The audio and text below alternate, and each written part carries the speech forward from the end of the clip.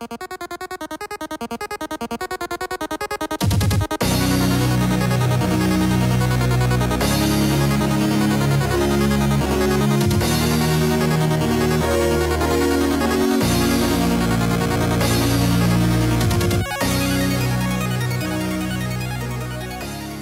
everybody, and welcome back to another One of Everything Wednesdays. I am your host, MrBevers. That's right, today we are continuing with Heroes, Cards and Comics, located in London, Ontario.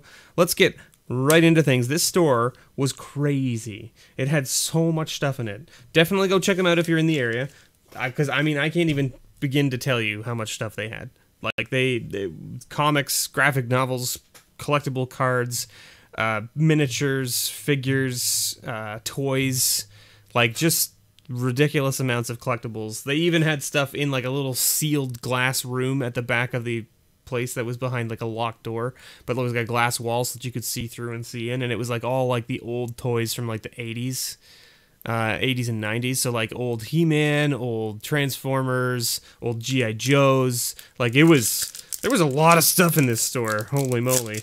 It was a little bit to take in, and they obviously had a lot of like Magic product and a lot of collectible cards and stuff. So like Yu-Gi-Oh, Pokemon, and then of course they had like, you know, sports cards and that kind of stuff. Kaladesh is our first pack. Harness Lightning, very good uncommon to start things off. Ceremonious Rejection, also just a very good standout uncommon from this set. Veteran Motorist, and our rare, a Smuggler's Copter. Remember this card? It used to be like $20-something, and then it got banned in like every format. Yep, that's a thing. There it is. Good old Smuggler's Copter. I think it's still over a couple bucks, but hey, I don't know. Maybe I'll have to double check it, but you know, maybe that's gonna go into the patron pile. And we've got Conspiracy Take the Crown next. Now everyone knows the deal here. If we see... Did I see a Sword Supply in there? No, okay. It's an uncommon, right? Yeah, okay. If, for whatever reason, we do see a Leovold, it's going to go into my personal collection and not into the patron pile. Unfortunately, but I'll find something else to replace it with. Besmirch, Keepsake Gorgon, Storm Chaser Chimera, and a Custody Lich. So a 4/2 for 5 that says, when it enters the battlefield, you become the monarch. Whenever you become the monarch, target player sacrifices a creature. So then with that card, you want to start like giving away the monarch. Ooh, look at that little goblin token. That's kind of cool. A little 1/1 that can't block. I don't think I've seen that token before. And we got an Adriana's Valor, which is not anything exciting. We got Shadows over Innistrad next. Now, this is one of those sets where your number of commons can mean a lot of different things. So, 1, 2, 3, 4, 5, 6, 7, 8, 9. So, no additional flip card or foil in this pack. Those are the two things that having 8 commons could mean. So, the reason there's only 9 is because you do have a flip card in the back. But if you got a flip rare, it removed essentially another common, and then you end up with like 2 flip cards, essentially. Liliana's Indignation. Briar Bridge Patrol. Silver Strike. And we got a Mythic. How about a Mindrack Demon? Alright, we'll take it. A 4/5 for 4 with Flying and Trample. When Mindrack Demon enters the battlefield, put the top 4 cards of your library into your graveyard. Delirium. At the beginning of your upkeep, you lose 4 life unless there are 4 or more card types among cards in your graveyard.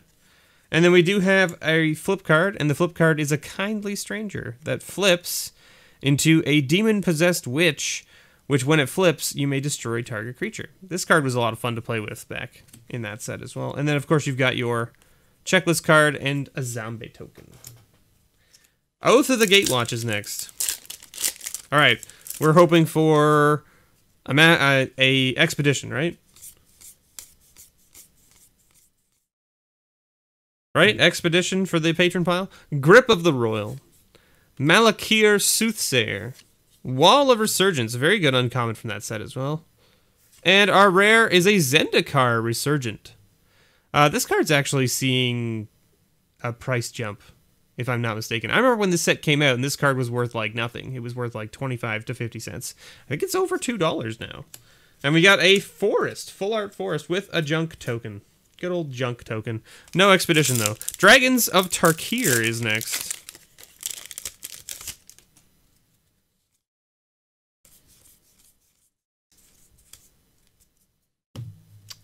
Dance of the Skywise. Savage Ventma. Orator of Ojitai. And our rare, another mythic, Descent of the Dragons. So it's a sorcery for 6. Destroy any number of target creatures. For each creature destroyed this way, its controller puts a 4/4 red dragon creature token with flying onto the battlefield. There you go. And just an island and another junk card. So we've hit 2 mythics so far. All right. How about a, what are we looking for in here? Ugin? We got an Ugin in here, maybe?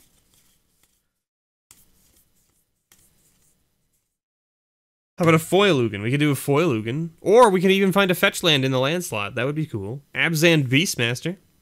Wandering Champion. Jeskai Barricade. And our rare? Alright, and Alicia. Alicia who smiles at death. Very interesting little card. Someone was telling me that good commander. Alright. Sure, yeah, I could see. It's a 3/2 for 3 with first strike. And whenever it attacks, you may pay 2. And if you do, return target creature card with power 2 or less from your graveyard to the battlefield, tapped and attacking. And we just got a Tranquil Cove. No fetch land for us, and just a junk card. Born of the Gamble. What are we going to find in Born of the Gamble? This is the set where it's gods or bust, right? I believe that's what it was. Kiora's Follower. Thunderous Might. Grave Robber Spider. And a Fellhide Spirit Binder. So this was where Minotaurs started to come out and have a little bit more, tribal unity, I guess you could call it. So you ended up with a bunch of rare Minotaurs that affected things that Minotaurs do and things like that. This was not one of those, but it was one of the rare Minotaurs. And it did have an ability that is interesting. So it's inspired, and it says whenever it becomes untapped, you may pay 2. If you do, put a token onto the battlefield that's a copy of another target creature, except it's an enchantment. In addition to its other types, it gains haste, exile at the beginning of the next end step. So there was some interesting stuff you could do with that card, and we've got a island and a bird, an enchantment bird token. Theros is next. We're hoping for that Thoughtseize, right? I think that's the one. Ooh, Gary! Sorry, Gary is such a good card.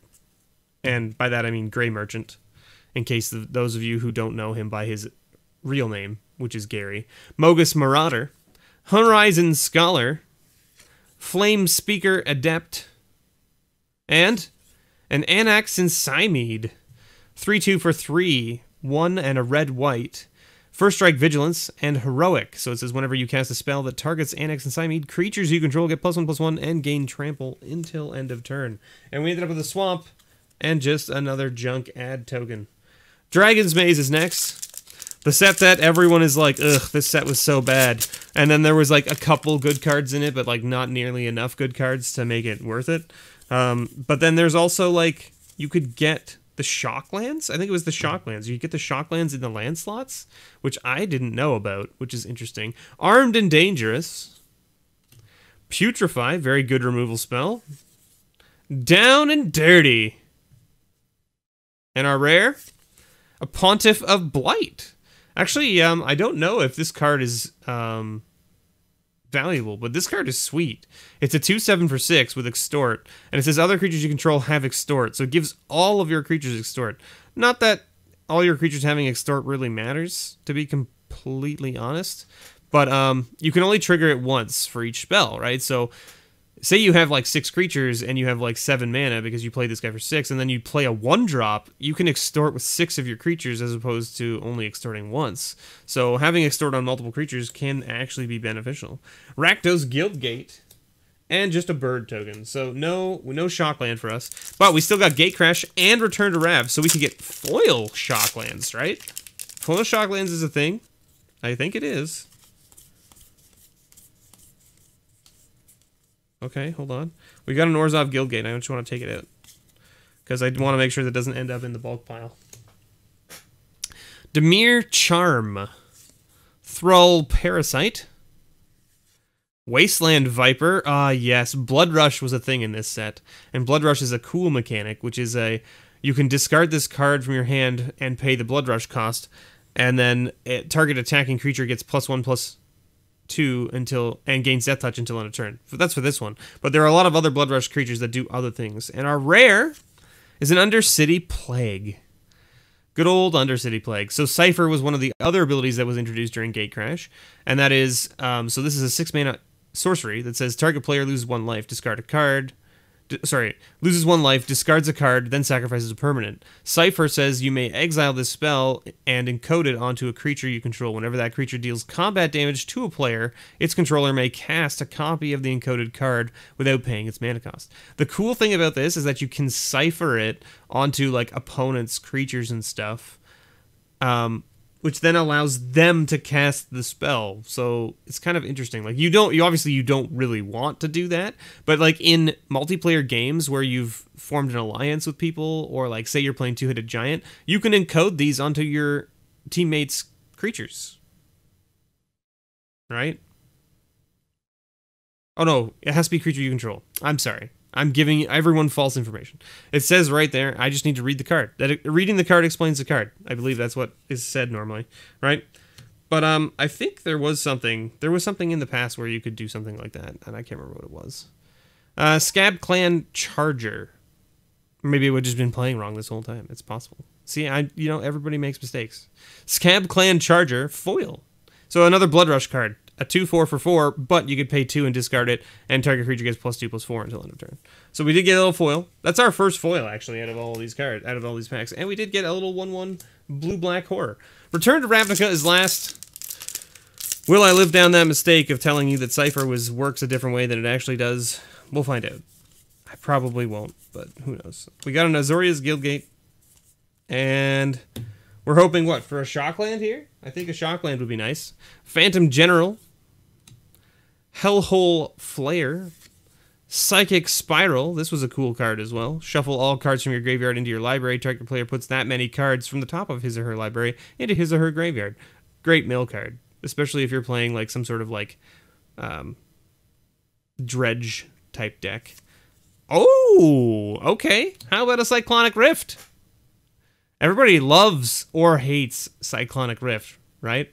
I think there's a lot of people that are calling for it to be banned in EDH, but there's a lot of people that are like, no, it's a great card, and EDH needs it because it's one of the core removal spells for blue, right? I mean, hey, I don't play enough EDH to know what side of the fence I should come down on Cyclonic Rift, but I think it's a great card. I really enjoy it. And I mean, let's be honest. In EDH, there's only 1 copy of it in your deck. Yeah, you can probably go tutor for it and get it and all that kind of stuff, but if you're tutoring for it to go get it, you need it because there's something on the board that's not working out for you. So, I mean... Anyway, thank you so much for watching, everybody. I've been your host, MrBevers. This has been a One of Everything series with Heroes, Cards, and Comics. Located in London, Ontario. Make sure you check out their link below to their website. And if you're ever in the area, go check them out. Thanks so much. And as always, may your pulls ever be better.